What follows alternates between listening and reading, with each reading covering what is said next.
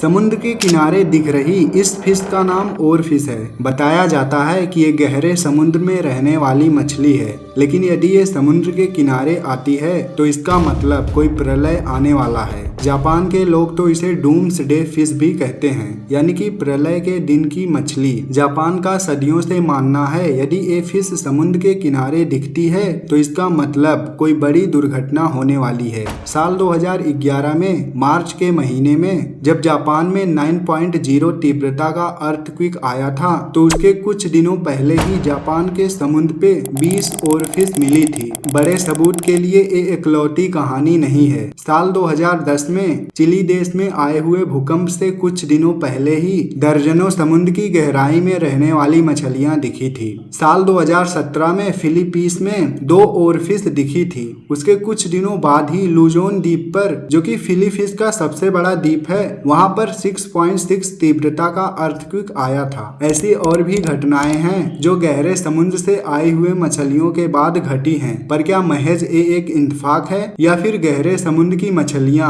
आने वाले प्रलय को सेंस कर सकती हैं? चलिए जानते हैं सब कुछ। हेलो नमस्कार, मेरा नाम है सूरज और आप देख रहे हैं फैक्टिम्प चैनल। साल 2025 इसी साल 10 फरवरी को कैनरी द्वीप पर, जो कि स्पेन का हिस्सा है, वहां पर एक ओरफिश तैरती हुई समुद्र के किनारे आ जाती है। इंटरनेट पर ये वीडियो काफी वायरल हो चुका है, पर लोग जो बता रहे हैं क्या ये सच है, चलिए जानते हैं। ओरफिश की लंबाई 9 मीटर के लगभग होती है। ये काफी पतली मछली होती है, यही आकार इसे एक अलग फिश बनाता है। आमतौर पर ये 1000 मीटर की गहराई पर होती है, लेकिन अधिकतम केस में ये 200 मीटर पर भी देखी गई हैं। ऑस्ट्रेलिया के 2 मछुआरों ने 2024 में सितंबर के महीने में ओरफिश की बॉडी पकड़ी थी। हालांकि कुछ लोग इसे फेक बता रहे थे, लेकिन ये सच है। दरअसल जब ये ओरफिश मर जाती हैं, तब उनकी बॉडी पानी के ऊपर तैरने लगती है। हालांकि ये काफी रेयर है, किसी को ओरफिश की बॉडी मिल जाए ये बहुत रेयर है। 2024 के शुरुआत में थाईलैंड के मछुआरों को एक दुर्लभ मछली मिली थी, जो कि देखने में कुछ इस तरह दिखती है। इसी साल फरवरी में रूस के मछुआरों ने एक एलियन की तरह दिखने वाली मछली को पकड़ा। ये देखने में इंसानी दिमाग की तरह दिखती है। इसकी बॉडी काफी स्मूथ है, हालांकि इसका नाम स्मूथ लम फिश है। ये समुद्र की गहराई में रहने वाली मछली है, लेकिन इस साल इसे समुद्र के ऊपर देखा गया।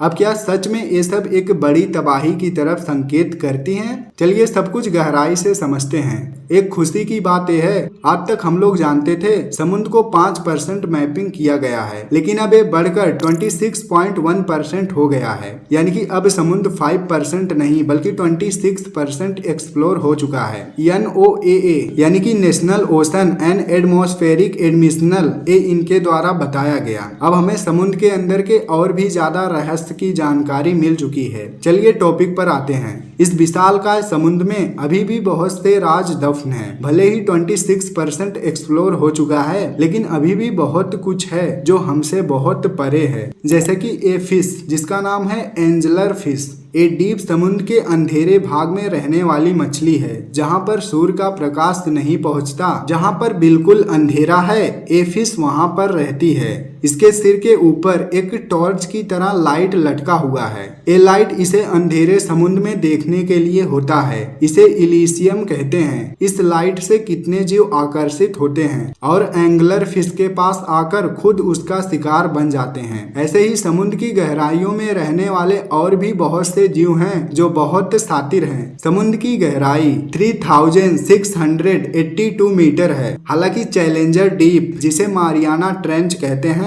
उसकी गहराई 10,935 मीटर है। लेकिन जो 3682 मीटर की गहराई है, वहां पर प्रकाश का कोई नामो निशान नहीं है। इतनी गहराई में रहने वाले अधिकतम जीवों में अपनी खुद की एक लाइट होती है। हम समुद्र के उस जगह की बात करते हैं जहां से हाइड्रोपेलॉजिक जोन स्टार्ट होता है। ये आमतौर पर समुद्र के 6000 मीटर की गहराई से स्टार्ट होता है। इस गहराई में वेंटिकल कंदी जेली पाई जाती है, जो कि देखने में कुछ इस तरह दिखती है। इसके बॉडी में दीपावली में डेकोरेट किए जाने वाले लाइट की तरह लाइट निकलती है। इसके बॉडी की बनावट बिल्कुल मेल शुक्राणु की तरह है। जैसे ही आप इस गहराई से थोड़ा और नीचे आएंगे, करीब 8000 मीटर पर, तब आपको दिखेगा स्नेल फिश। जो कि देखने में कुछ इस तरह दिखता है। ये काफी छोटा होता है, 30 सेंटीमीटर तक इसकी हाइट बढ़ सकती है। ये बिल्कुल चिकना और स्मूथ दिखने वाला फिश कभी कभी कांटेदार भी हो सकता है, क्योंकि इसकी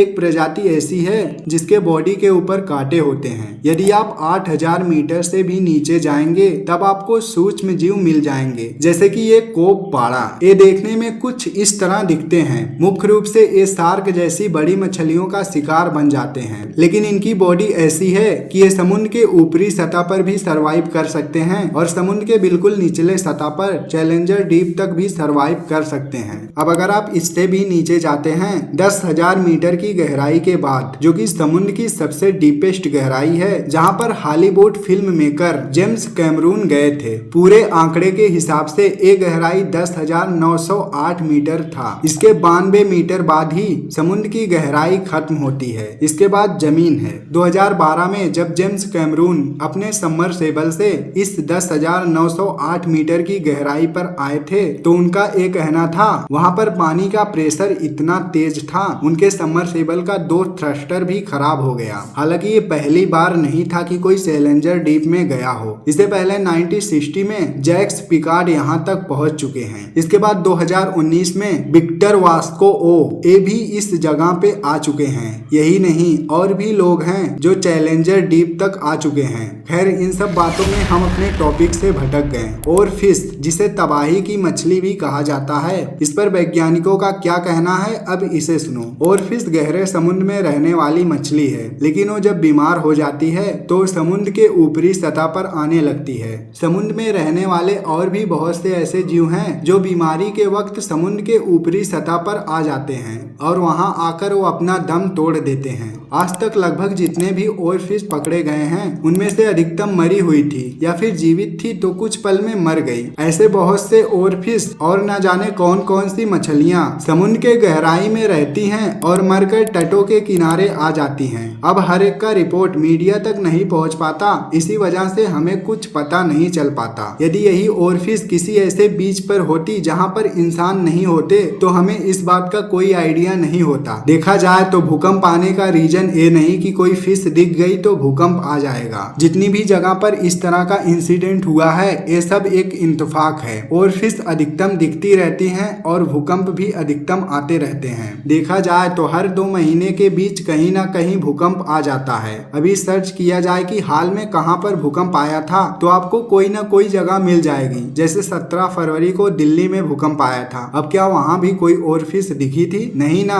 कुछ घटनाएं ऐसी होती हैं जिनमें कोई रियलिटी नहीं होता। लोग बस कोई भी घटनाओं को किसी भी रीजन से जोड़ देते हैं। हालांकि हर एक घटना का एक रीजन होता है, लेकिन लोगों को सही रीजन ना पता होने के कारण उस घटना को गलत रीजन से जोड़ देते हैं, जो कि बिल्कुल गलत है। वीडियो बस यहीं तक था। वीडियो को लाइक करना और चैनल को सब्सक्राइब करना। और हाँ, यदि आप कुंभ मेले का ये वीडियो नहीं देखे तो अभी जाकर देखना। इसमें मैंने बताया है महाकुंभ के जल को लेकर जो अफवाहें उड़ी थी वो सच है या फिर झूठ।